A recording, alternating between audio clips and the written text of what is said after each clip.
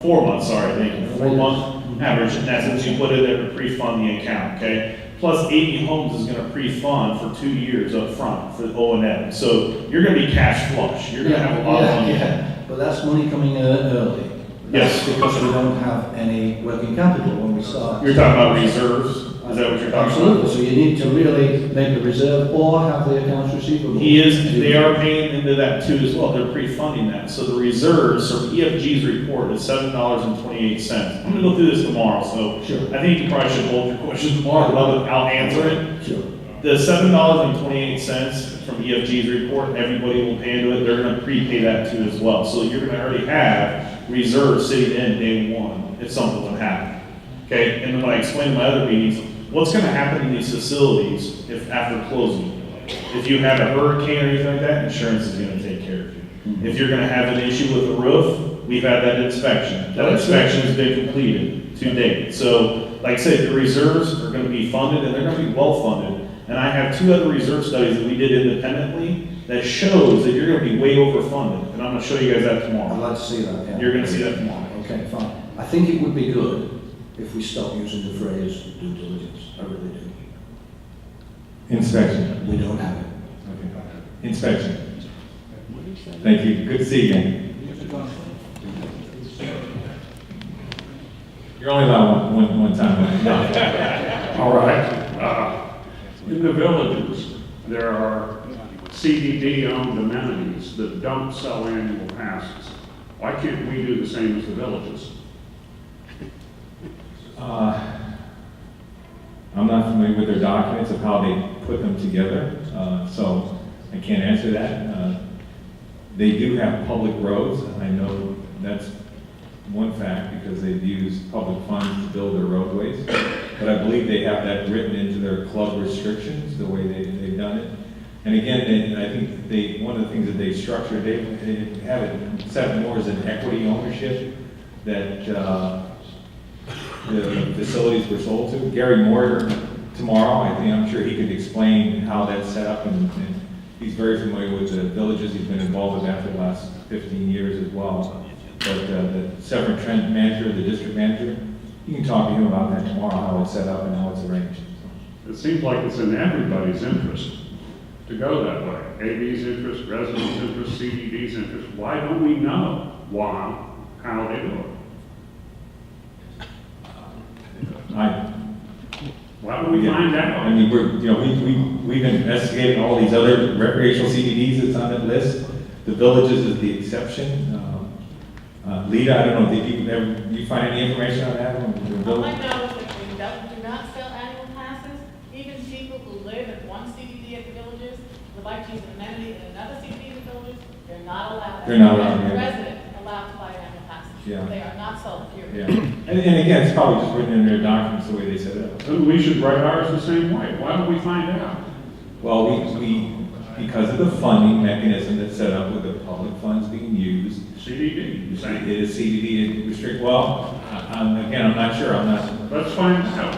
Okay. Well, Gary will be here tomorrow. He's the guru of the CBDs for. Yeah. District of Council will give you exactly. He doesn't know. Okay, thank you. Tony, just real quick on that, but I can tell you what the issue is. The issue is that your bonds have to be approved by the county. The county has to do a ministerial act. They have to go down to the checklist to make sure that you've passed all of your requirements. One of those is the public access requirement, but there's not a public access police. So if you do it the way that they do it at the villages, even if it's not right, no one's there to enforce it. There's no police that comes in and enforces your CDD compliance. Technically, the county could, but there isn't anybody to do it, and there's nobody to complain about it. So that's the reality is, you can do anything you want. It's just like your taxes, guys.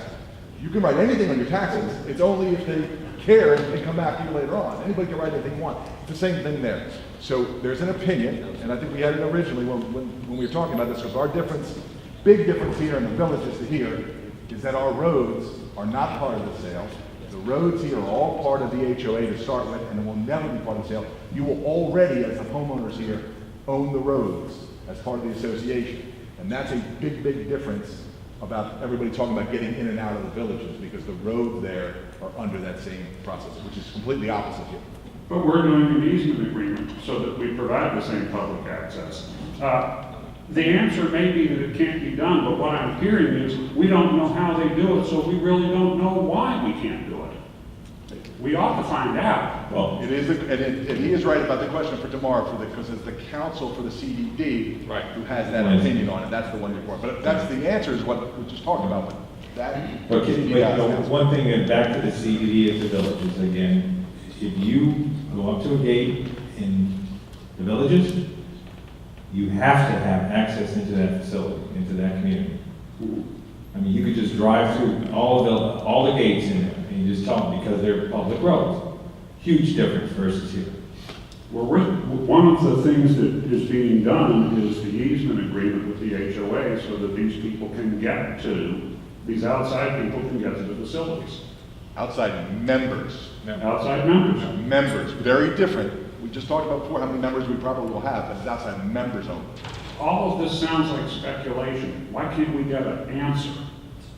The answer will come tomorrow, but in general, this is what they're saying, guys. I mean, it's straight, it's been the attorney's opinions, we've seen it, we've seen the attorney's opinions on this. I've heard Mike Eckert talk about it, I've heard Gary Moyer talk about it. Bond counsel talk about it, everyone is talking about it. It's because the HOA here is different than the villages, and the way it's set up with our roads being known. That's the biggest kicker. And the way the bonds are being set up to be sold, you, like Bob was talking about, you have to go through the checklist. And one of them is letting the outside public in. There will be a checks and process of everybody coming on property. I want to make sure you guys understand that. Somebody that comes from the outside, if we had a banner out front saying selling memberships, you might get some traffic, okay? You're not going to have a banner up front saying selling membership. No one's going to know unless you guys go out there and tell people, hey, we're selling memberships for $3,000, come on down. If they come to the gate, we're going to check them in like we do if they're going to the golf course or the restaurant. And then they're going to be directed to our membership office with a CDD. At that point in time, they're going to go through an evaluation, and if they decide to sell or buy,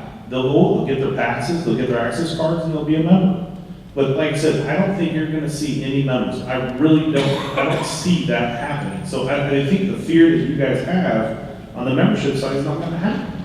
And it showed in that slide that was back there that they had. If you looked at the Polk County active adult, Gary lives in it, Gary Consorto lives in that one. In general, that association or that community is a CDD, and they have club amenities that are CDD. They have zero membership. The dues are what, 2,000? What is it, Gary? 2,000? Almost 3,000. They have zero. They've already done what we've done, and they're in Polk County, guys. No memberships. Thank you. Tony, quick question.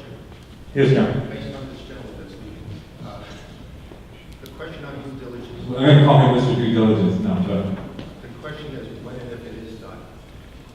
Is there a caveat to taxable and non-taxable interest rate? What I understood from the previous discussions, that there is possibly some, how can I say, requirements as you go non-taxable to open up the road versus taxable. I don't know the answer to that, and I don't know if the bond council has the answer. there's no difference, yeah. There is some difference? Are we sure about that? That's the opinion of district council, yes. State law. yeah.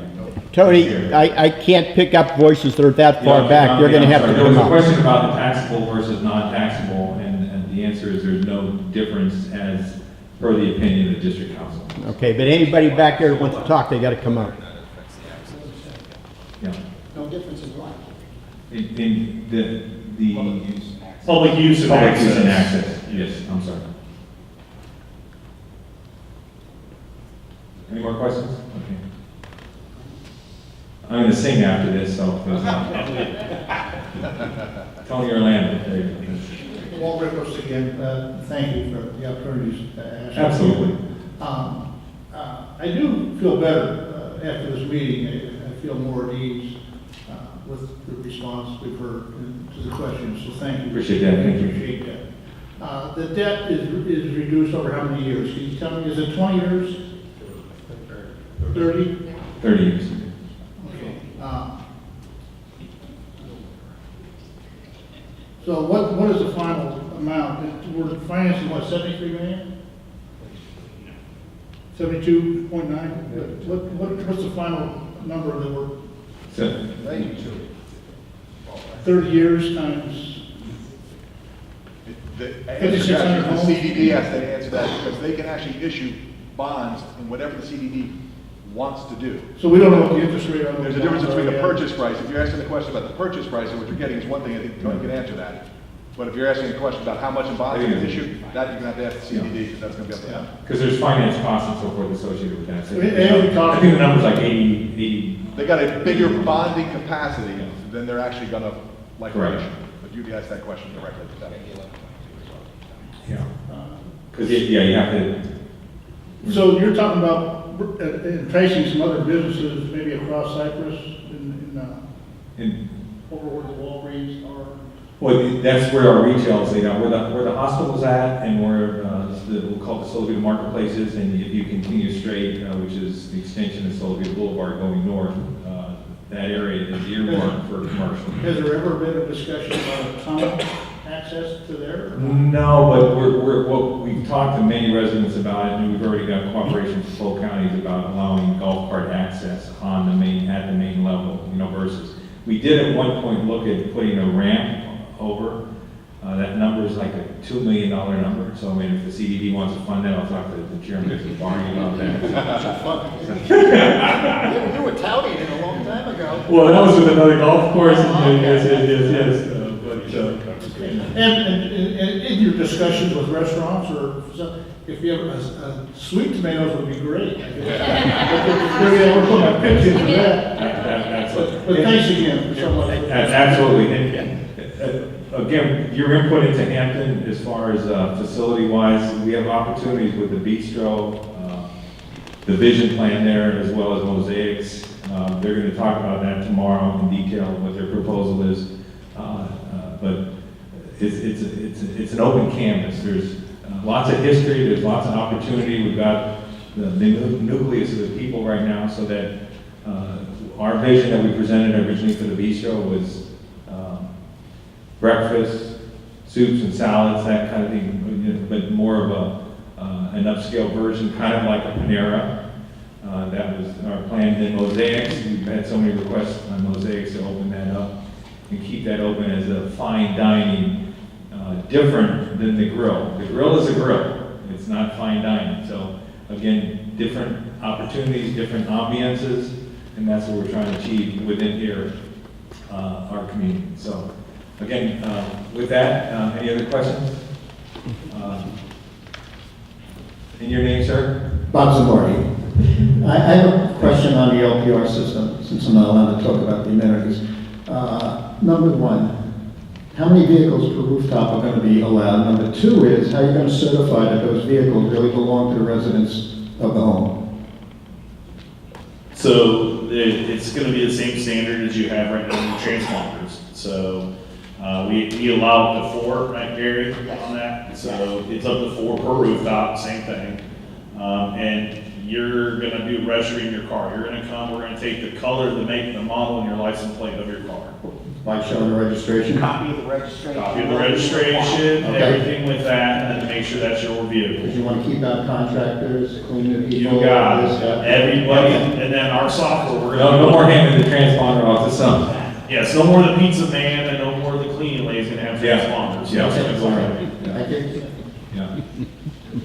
And again, this is our partnership with ELM, but this is another thing that they brought to us, because we said, what can we do to enhance the control and the access points? And this was research, tremendous research done by Gary and Craig. And Me and Tony started talking about the LPRs 2 years ago. 2 years ago. And that was the beginning phase. And they just went through a current security, Me and Gary and a bunch of the team went to Convention. the convention, the national convention for security software here in Orlando. So we got to see the greatest and the best, and we finalized it that day, didn't we, Gary?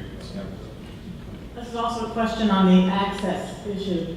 Right now, we have people coming into the community, there's nothing marked on their cars as to where they've been authorized to get. Are we going to, with this system, be able to say, if somebody's coming in here, saying they're going to the restaurants, there'll be some way that if security finds that car someplace else in the community, they'll know they went someplace else. Absolutely, there's gonna be a note section within there, Gary raised his hand, but there's gonna be an opportunity for us to be able to note in there with their license plate, so if they're out there, they can type in their license plate number, be able to pull out where they're supposed to be. So if they're supposed to be at Sells, or at the golf course, or at the bistro, whatever it may be, or they're a member of the facilities here, we'll be able to see that, right? So let's say if they're out in the resident community, residents see a car they're not familiar with. Yep. They would then call security and say, this is the license plate number that we're seeing, and security would find out that it's. Gary's saying, whoa, whoa, whoa, whoa, whoa. What It you is color coded today, it will continue to be color coded. When they go to the restaurants, they get, if I remember the correct color, a red pass. If that red pass is denoted somewhere else and you see it, you can call security and send it to them. That color coding will continue, and if there is a membership pass, that will also then be set up to where that color coding will be added to the codes. But it's color coded today and it will continue. But we can let the residents know what those different color Sure. codings are, so that That's when- good. if they see a car. Excellent, we with put that in color- reflections as well, excellent. Yeah. Good comment. So, Absolutely. Again, our goal is to take it to another level, and hopefully this will be achieved in, I said in 2018, when we get those cameras, the LPRs and the exit gates, that's gonna be the completion of the cycle, so. yeah, and I think it'll be exciting when you see this new gate and the technology, because it's right, and it's 150 feet from the Point Center Parkway, so you'll be able to zoom right out. I mean, it's unbelievable. I know Bill's ready to jump on that immediately, and Charlie as well, right? And Lenny, I know, it's good. Well, again, I thank everybody one more question, I'm sorry. Nobody want to see me sing? Use it now too, instead of coming through Haines City. I can do a little dance for you. There you go. See you tomorrow. When you. Good morning, my name is Russ D'Amato. I have a twofold question for you. Yes, sir. I think the access gate is a great idea. I see him. However, when there was an incident, like in Bobby, we had this problem with some theft and things. On several occasions, I have spoken to the security access personnel about this, and they just did nothing. I've seen people walk around the gate, and the person was in there. We don't know where they come from, and so these are the things that happen. There was even the occasion that we weren't aware of. We saw when these children on bikes were riding through Venezia, and we weren't aware that they were actually stealing bikes when people left their garage doors open. So if the access personnel in the gate don't do anything, then the recognition doesn't really help. Mm-hmm. You know, they should act on when someone tells them there's a problem.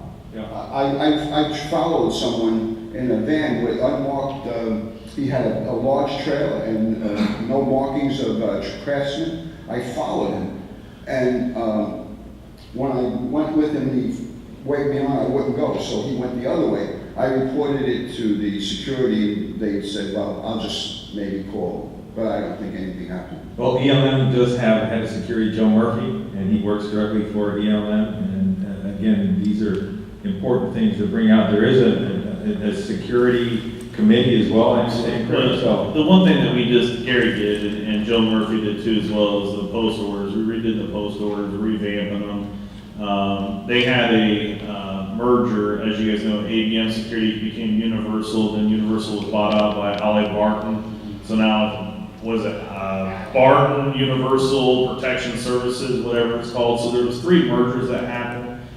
They've gone through a lot of hiccups. Gary and the team with the advisory committee are going to be bidding that out and looking at the firms that are out there. So, but the post orders were the biggest thing. Make sure they're doing what they're supposed to with those gates.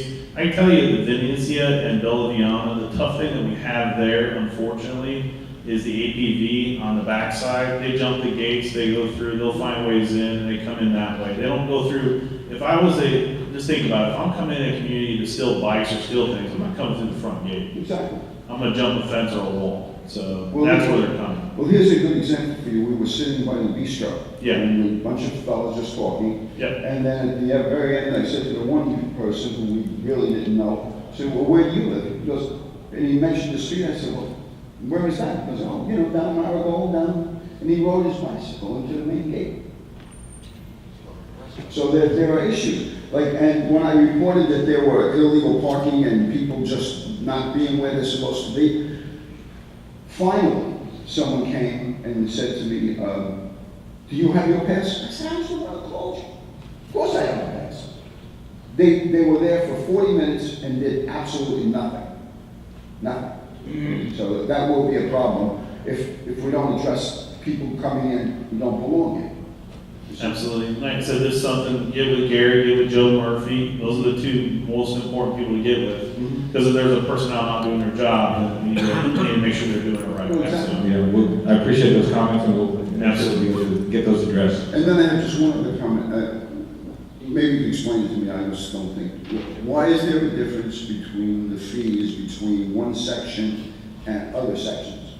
It's just a question. It's really almost, it depends on when that section was put for sale, and so they vary, and as they went up, just like a home bought 15 years ago is not the same price as it is today. I mean,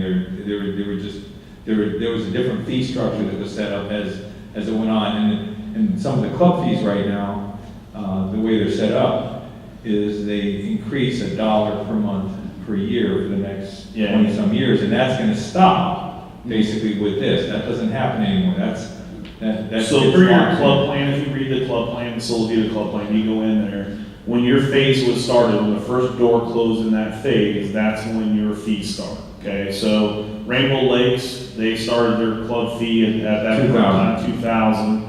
And as other developments came on, they started their club fee basically at that time of the first closing within that phase. So what you're saying is that it's when it's class, basically. They've been here longer, they've been paying longer? Correct. Is that- That's exactly right. They started at a lower rate, and they've come and they're getting close to their end of their term of their club plan.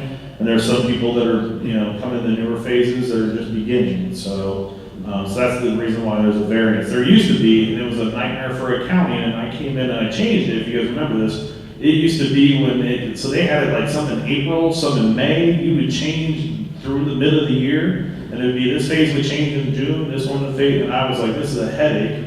And we did it all in the calendar year. So now you guys are all on the calendar year basis. And that was when we did the merger of Solovita West and Solovita together. We put that in the document, so it's all in calendar year. Okay, thank you. Thanks very much. With that, I'm going to close. I thank everybody for attending, and we do have this on video, so you want to refresh, you want to see me again, I don't think you want to do that. But available, we'll be here at 1 o'clock this afternoon as well if there's something that was forgotten, so thank you.